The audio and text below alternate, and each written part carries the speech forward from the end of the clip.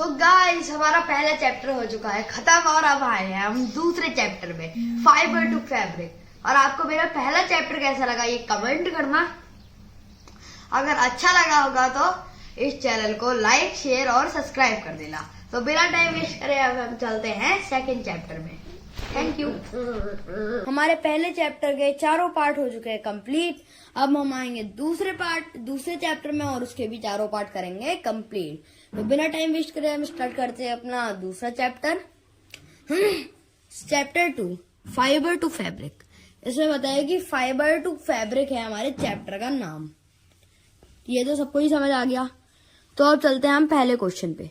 Consider the following statement 1 to 5 and select the correct option that correctly identifies them as true T and false F ones. इसमें हमें बताया गया है हमें true और false बताने हैं और जो ऑप्शन करेक्ट है उसे टिक करना है।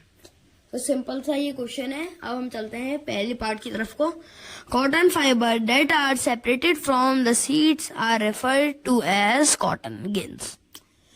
Cotton fibres that are separated from the seeds. Cotton fibre जो सीड से सेपरेटेड होते हैं sorry cotton fibres that are separated from the seeds जो सीड से सेपरेटेड होते हैं cotton fibre refer to as cotton gins. तो ये स्टेटमेंट हमारी फॉल्स है कि वो जो जब वो सेपरेट होते हैं कॉटन फाइबर्स तो कॉटन गिन्स की तरह नहीं कहलाते हैं वो। तो हम चलते हैं सेकंड स्टेटमेंट की तरफ को। Spinning is the process of converting fibre to yarn. तो ये स्टेटमेंट बिल्कुल सही है कि स्पिनिंग एक प्रोसेस है जो फाइबर से यार्न बनाने की प्रोसेस है। तो फिर तीसरे की ओर चलते हैं। Sisal fibre is obtain from the fruit of the plant. तो ये स्टेटमेंट हमारी गलत है क्योंकि जो साइसल फाइबर है वो अगेन प्लांट की लीफ से मिलता है हमें, ना कि फ्रूट ऑफ द प्लांट से। तो फिर ये भी अब हम चलते हैं चौथे क्वेश्चन की ओर। Jute flax and hemp are example of blast fibre. ये स्टेटमेंट सही है क्योंकि जूट फ्लैक्स और हेम्प ब्लास्ट फाइबर के एग्जांपल है। तो हम चलते हैं अपनी आखिरी स्टेटमेंट पे। Most common method of separating synthetic fibre is by melting process. तो इसमें बोला गया है कि जो मोस्ट कॉमन मेथड जो ज्यादातर लोग यूज करते हैं सिंथेटिक फाइबर को मेल्टिंग प्रोसेस से ऑब्टेनिंग। हम सिंथेटिक फाइबर को ऑब्टेन करते हैं कॉमन ज्यादातर लोग मेल्ट स्पिनिंग प्रोसेस से। तो ये स्टेटमेंट बिल्कुल सही है कि हम उसे मेल्ट स्पिनिंग प्रोसेस से हम वो फाइबर को ऑब्टेन करते हैं। तो फिर हमारा सारी चीजें हो चुकी हैं, हमें सबके आंसर पता लग चुके हैं। अब हम चलते हैं एक बार एक की तरफ को। तो हमारा सीक्वेंस क्या बन रहा है? False true false true true. तो ए में ही है फॉल्स ट्रू ट्रू। तो ये हमारा पहले में ही सही हो गया तो हम पहले वाले को ही टिक कर देंगे। तो हमारा पहला वाला ऑप्शन ही हो गया करेक्ट। अब हम चलते हैं दूसरे क्वेश्चन की ओर। Read the given statements and select the correct option. हमें ये स्टेटमेंट रीड करनी है और करेक्ट ऑप्शन को टिक लगाना है। तो स्टेटमेंट की ओर देख लेते हैं एक बार। Statement 1 cotton is preferred fabric to wear in summer. तो इसमें बताया गया है कॉटन एक प्रेफर्ड फैब्रिक है जो कि हम समर में पहनते हैं। तो ये हमारा ये ऑप्शन बिल्कुल करेक्ट है। ये जो स्टेटमेंट है ये वाली हमारी करेक्ट है बिल्कुल। तो ये हमें करेक्ट है, मतलब हम अभी समझ लेंगे कि ये ट्रू है। यहाँ पे हम लिख देंगे ट्रू। अब हम चलते हैं दूसरी स्टेटमेंट की तरफ को। इट हैज गुड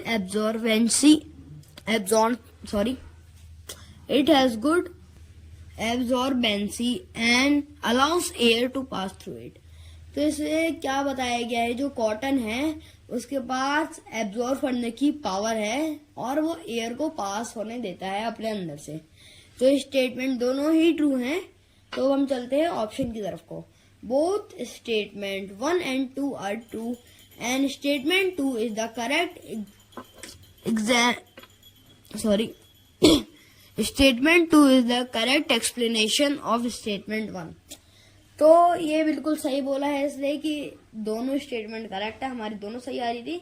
और ये हमें एक्सप्लेन कर रहा है कि क्यों हम पहनते हैं समर में, क्योंकि वो गुड है एब्जॉर्प्शन के लिए और वो एयर को पास होने देता है अपने अंदर से। तो ये दोनों सही है और हमारा ऑप्शन ए ही करेक्ट हो जाएगा। ए को हम लगा देंगे टिक। और हम चलते हैं बोथ अब बी की तरफ को। Both statement 1 and 2 are true but statement 2 is not the correct. Oh sorry हमारा तो आंसर निकल गया, पर हम तब भी एक और बार पढ़ लेते हैं। बी पढ़ते हैं। Both statement 1 and 2 are true but statement 2 is the correct explanation of statement 1 and 2 are true. इसमें बताया गया कि स्टेटमेंट 1 भी ट्रू है 2 भी ट्रू है, ये तो सही हो गया। But statement 2 is not the correct explanation of statement 1। दो स्टेटमेंट 2 है वो हमें स्टेटमेंट 1 के एक्सप्लेन कर रहा है कि क्यों है, मतलब कॉटन हम समर में क्यों पहनते हैं और अच्छा क्यों होता है वो समर में पहनने के लिए।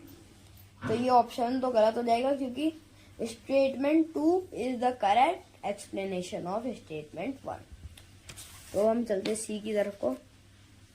Statement 1 is true but statement 2 is false. तो ये तो पूरा ही गलत हो गया है क्योंकि हमारा ये दोनों जो स्टेटमेंट 1 and 2 थे वो दोनों ट्रू थे।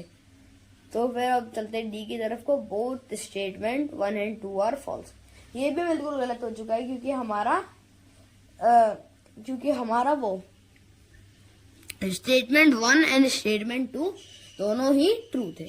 तो हम चलते हैं थर्ड क्वेश्चन की ओर को। आंसर हमें मिल चुका है, आंसर है ए। थर्ड क्वेश्चन में अब पढ़ते हैं। Select the option that correctly फिल्स the blanks in the given sentences. Okay, हमें फिल इन द ब्लैंक्स में करेक्ट स्टेटमेंट करेक्ट वर्ड को भरना है। तो हम चलते हैं ए की तरफ को। Dash of flax plant provide fibres. तो जो फ्लैक्स प्लांट की स्टेम होती है वो हमें फाइबर्स देती है। बी में चलते हैं। Dash is the cheapest natural fibre and often called as the golden fibre. तो ऐसा कौन सा फाइबर है जो नेचुरल फाइबर है और उसे गोल्डन फाइबर भी कहते हैं? तो ये वाला फाइबर है, जूट है ऐसा फाइबर जो कि गोल्डन फाइबर है और नेचुरल फाइबर भी है। तो हम सी की तरफ को चलते हैं।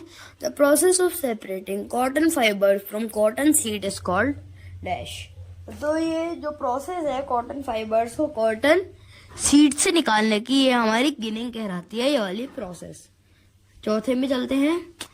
Dash is obtain from spinning together a bunch of fibre.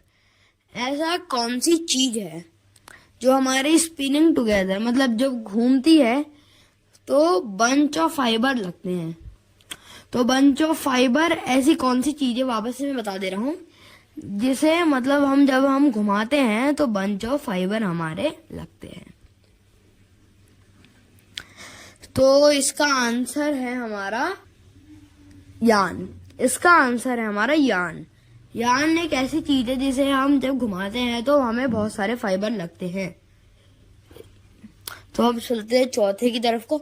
Is a mineral fibre. ऐसा कौन सा फाइबर है जो मिनरल फाइबर है? एबेस्टॉस ऐसा फाइबर है जो कि हमारा मिनरल फाइबर कहलाता है। तो फिर ये भी हमारा स्टेटमेंट हो चुका है।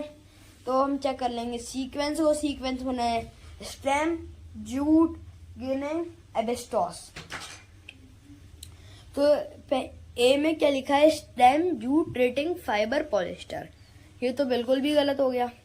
स्टेम है, जूट है, रेटिंग नहीं है, उसकी जगह गिनिंग है। तो फिर हम चलते हैं दूसरे की तरफ को। स्टेम, कॉटन, रिटन, यार, एबेस्टॉस। तो इसमें एबेस्टॉस तो आया है पर यहाँ पे रेटिंग आई है गिनिंग की जगह, तो ये भी नहीं होगा। अब चलते सी की तरफ को। Stem, cotton, ginning, fibre, terracotta sorry. तो सी भी हमारा नहीं होगा क्योंकि इसमें कॉटन और फैब्रिक है। हमारा क्या था वहां पे, जूट और यान। तो हम चलते हैं डी की तरफ को। डी में क्या लिखा है, dash is stem jute ginning यान एबिस्टोर। तो ये हमारा सीक्वेंस बिल्कुल सही बन रहा है क्योंकि सबसे पहले का स्टेम है, दूसरे का जूट है, तीसरे का गिनिंग है और चौथे का एबिस्टोस है। तो हम डी को लगा देंगे, डी को कर देंगे हम टिक। अब हम चलते हैं चौथे क्वेश्चन की तरफ को। Identify X and Y in the given Venn diagram and select the correct option. हमें वेन डायग्राम को देख के बताना है कि कौन सा एक्स है कौन सा वाई है और उसे करेक्ट ऑप्शन पे लगाना है टिक। नेचुरल फाइबर, तो हमें ऑप्शन भी देखने पड़ेंगे क्योंकि ऑप्शन के अंदर से ही होने वाला है कोई। नेचुरल फाइबर क्या है हमारा, नेचुरल फाइबर है हमारा वूल। तो वूल है नेचुरल फाइबर क्योंकि हम उसे शीप से लेते हैं। शीप क्या होती है, नेचुरली स्पॉन होती है। तो अब हम चलते हैं ऑब्टेन फ्रॉम प्लांट। ऐसा कौन सा फाइबर है जो ऑब्टेन फ्रॉम प्लांट, जूट है ऐसा फाइबर जो ऑब्टेन फ्रॉम प्लांट होता है, प्लांट से मिलता है जो हमें। तो इसका आंसर तो सीधे सीधे सी हो जाएगा क्योंकि वूल और जूट है और कहीं पे वूल नहीं है और कहीं पे जूट नहीं है। तो हम चलते हैं फिफ्थ क्वेश्चन की तरफ को।